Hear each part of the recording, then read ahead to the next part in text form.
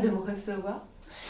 On s'est rencontrés via Laurent Oui. au sein de la communauté Burning Man. D'ailleurs, tu y es déjà allé 2 fois au Burning Man.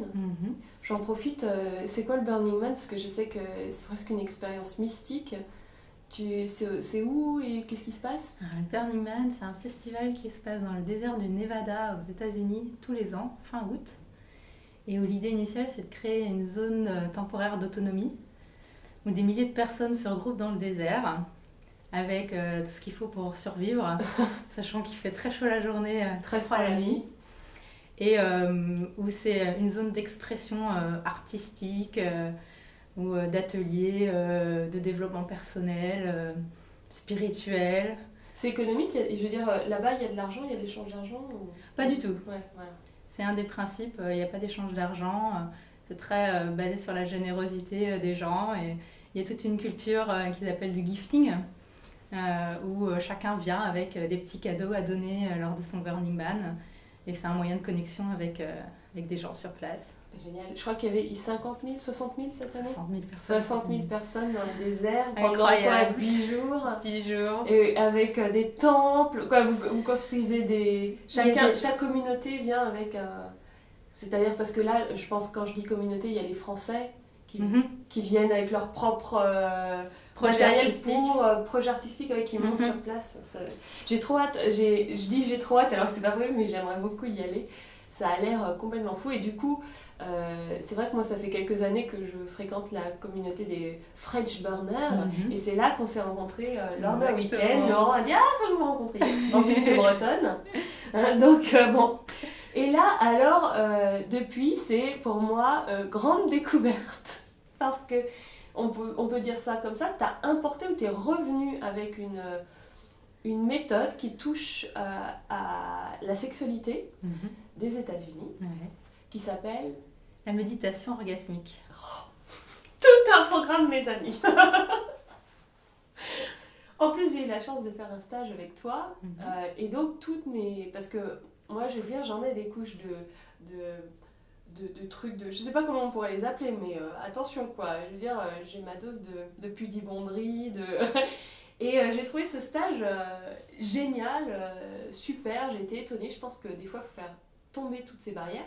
Donc, j'ai envie de savoir comment déjà, toi, d'où tu viens et comment t'en es arrivé à découvrir ça. Et presque le avant, après, ou de ta vision aussi de ta propre sexualité ou de la sexualité en général. Ouais. Alors, comment c'est arrivé ça dans ta vie? Eh ben, écoute, tout a commencé il y a à peu près 2 ans. Jour pour jour, où j'étais chef de projet e-commerce. Je finissais un projet chez Vente Privée. Et puis à la fin de ce projet très intense, j'ai dit à ma responsable, je veux faire un break. Et je voulais partir depuis longtemps à San Francisco, parce que j'ai toujours aimé l'entrepreneuriat et que j'étais fascinée par tous les projets de la baie à San Francisco.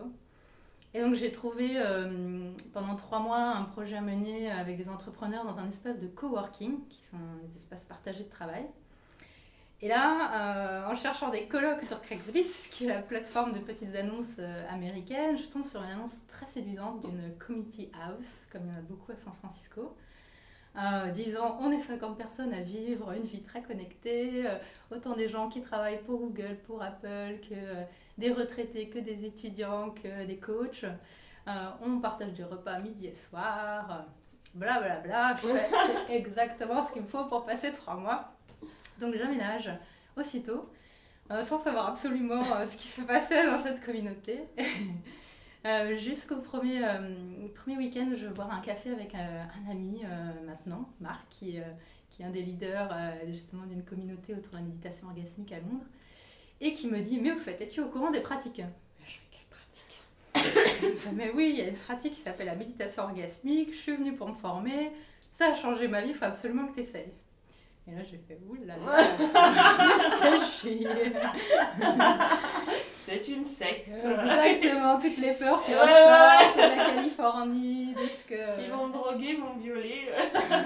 Je suis pas allée jusque-là, mais j'étais là, vous approchez pas de moi, je veux pas savoir ce que vous faites là-dedans. Moi, je suis française, je suis pudique.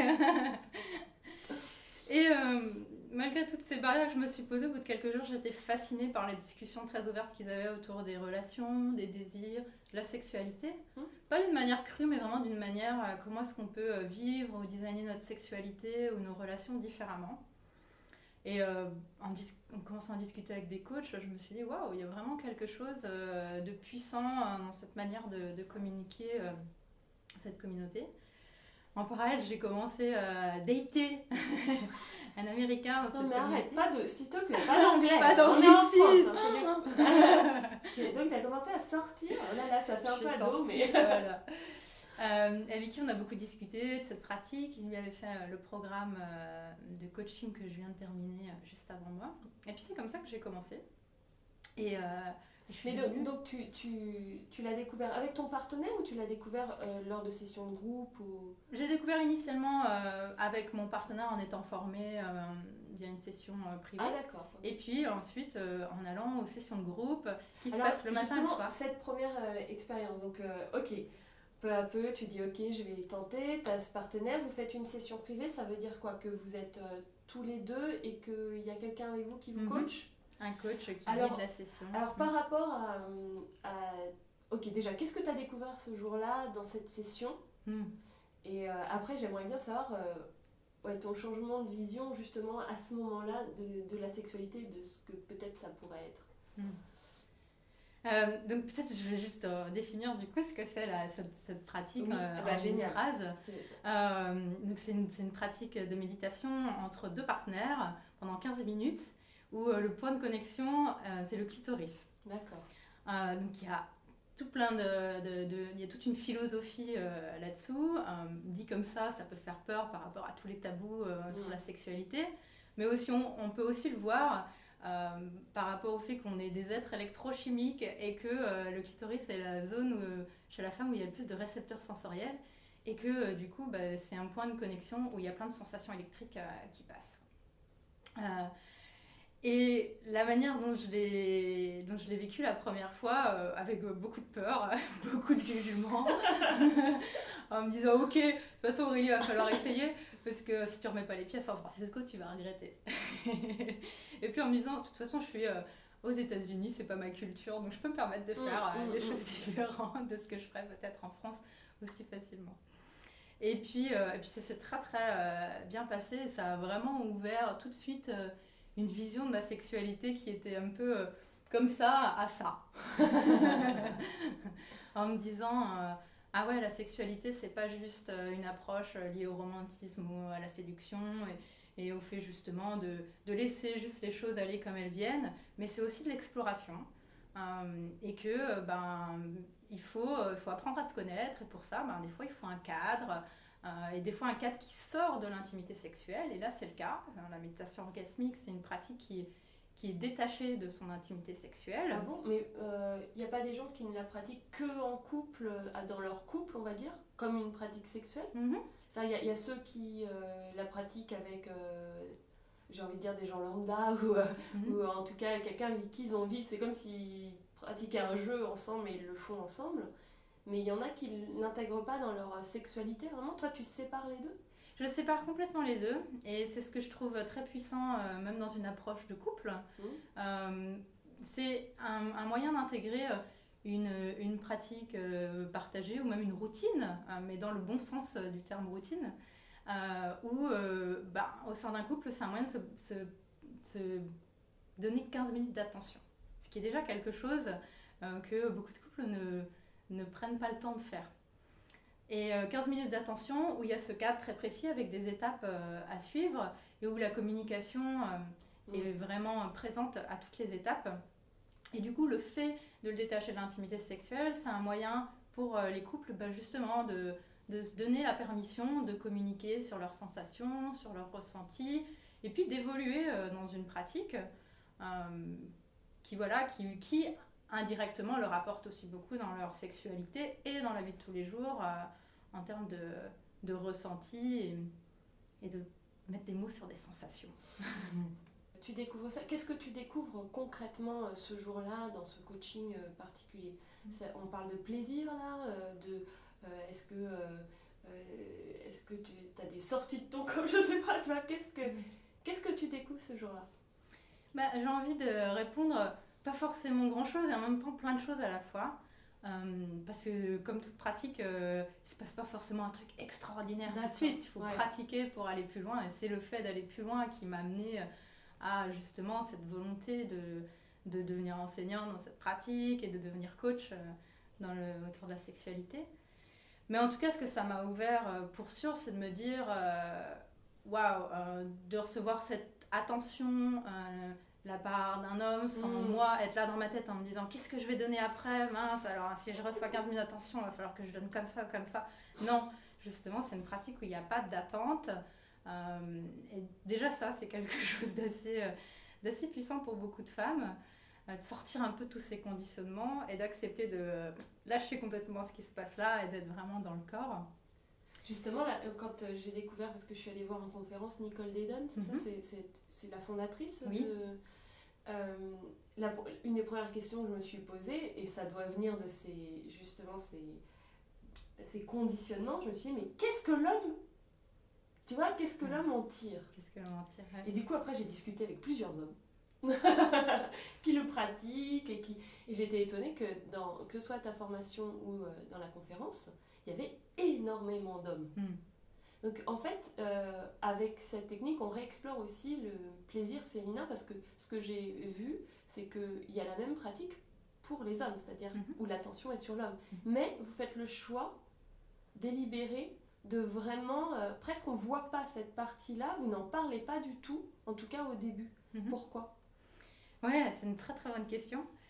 Pourquoi ? L'idée, c'est un peu de rééquilibrer l'approche de la sexualité dans notre société, où quand on parle de sexualité ou même d'orgasme au sens large, c'est souvent un peu l'image de l'orgasme masculin où c'est une énergie montante et puis paf, ça redescend et puis en gros on fait la sieste ou on dort après, qui revient assez naturellement. Mais pour l'homme et pour les femmes, tout simplement parce qu'on n'a pas une image précise de ce que l'orgasme féminin, pareil au sens large, est.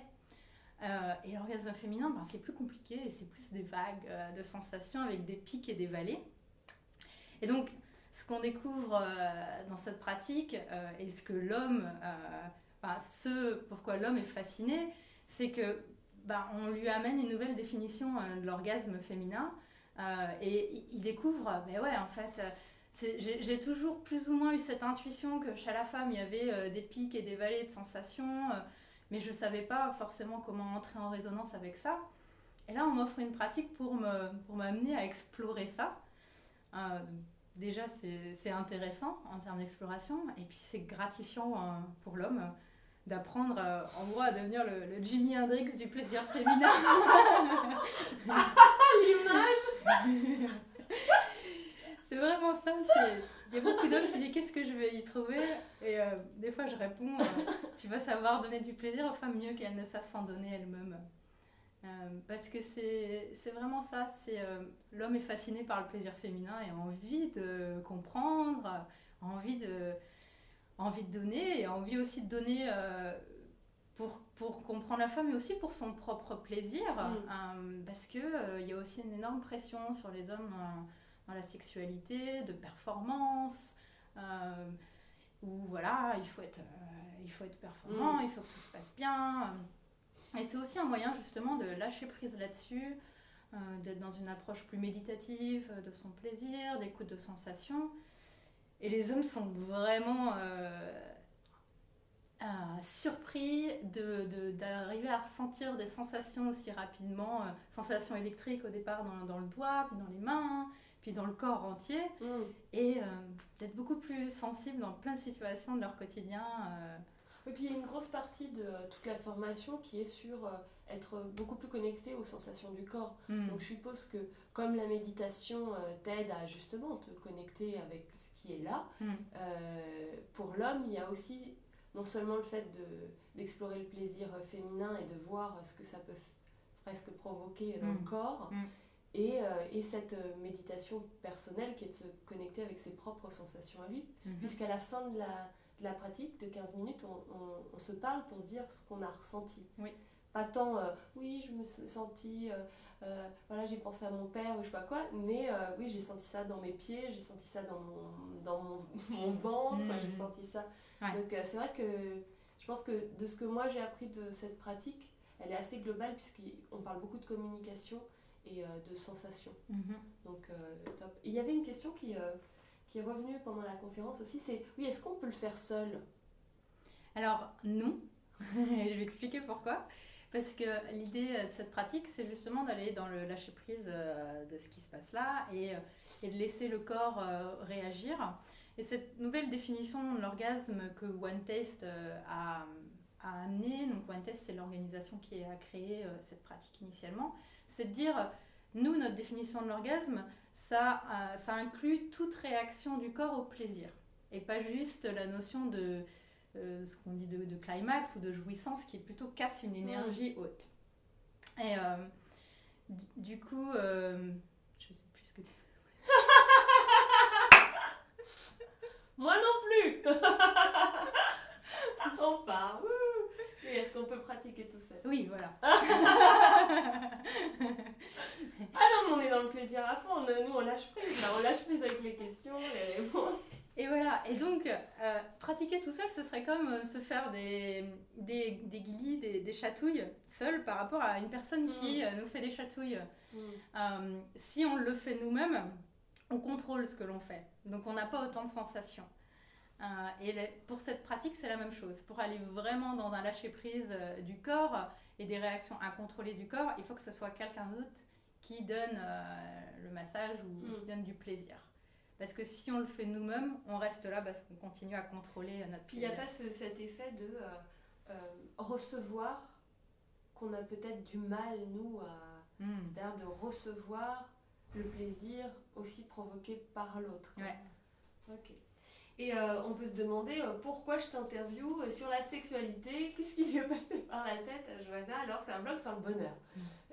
Il n'y a pas longtemps, on est en train de faire un livre au sein d'Apilab et un des auteurs a dit mais on parle pas de... Comment ça se fait qu'on parle pas de sexe, qu'on parle pas d'amour ? Et c'est vrai que dans ma vie, là, je rencontre des gens sur ce thème. Donc, j'ose et je pense en effet que avoir une sexualité épanouie peut participer au bonheur. Et je sais pas si toi, déjà, c'est quoi pour toi le bonheur et en quoi ta pratique, tu penses qu'elle te rapproche ou pas du bonheur ? Ah, ça c'est une belle question. Je me dis, moi, je peux partir dans plein de directions différentes. Déjà, l'approche de la sexualité, je pense que dans nos sociétés, on ne va pas assez puiser d'énergie dans notre sexualité. Et pourtant, il y en a beaucoup parce que la sexualité, c'est quand même la partie la plus centrée du corps. Et que, encore une fois, souvent, on est trop là et on ne va pas forcément puiser assez d'énergie qui donne une ouverture du corps et puis plus d'énergie corporelle de manière globale. Et ça, je pense que depuis que je pratique la méditation orgasmique, justement, je ressens beaucoup plus de sensations corporelles qui sont des indicateurs pour moi dans la vie de tous les jours, de prise de décision et de suivi de mes intuitions. Donc ça a développé ton intuition, ça ? Ah, complètement. Ouais. Ah ouais. Quand j'ai mon corps qui réagit par des mouvements incontrôlés ou mon sexe qui réagit par des mouvements incontrôlés, en général, c'est... faut que j'y aille. Exactement. Ça permet vraiment d'être dans un suivi de ses désirs plus clair et des intuitions suivre mes intuitions beaucoup plus facilement. Et pour ce qui est de la notion du bonheur, quand on vit plus guidé par ses désirs et par son intuition, je pense qu'on est plus heureux pour donner sans condition de l'amour à monsieur tout le monde, à madame tout le monde, et de recevoir aussi plus facilement, et on se pose moins de barrières. Et le constat, c'est juste que si on est plus guidé par ses désirs, il y a moins de peur qui remonte, et c'est toujours un peu... une balance entre les peurs et les désirs. Et je pense que c'est vraiment ça, c'est me mettre moins de barrières et d'être plus consciente de mes peurs et de comment justement aller chercher les désirs qui sont dissimulés dessous. Oh, tout un programme. Okay. Ouais. Bon, t'es heureuse ? Oui. Merci beaucoup Aurélie. Merci Johanna. Ciao.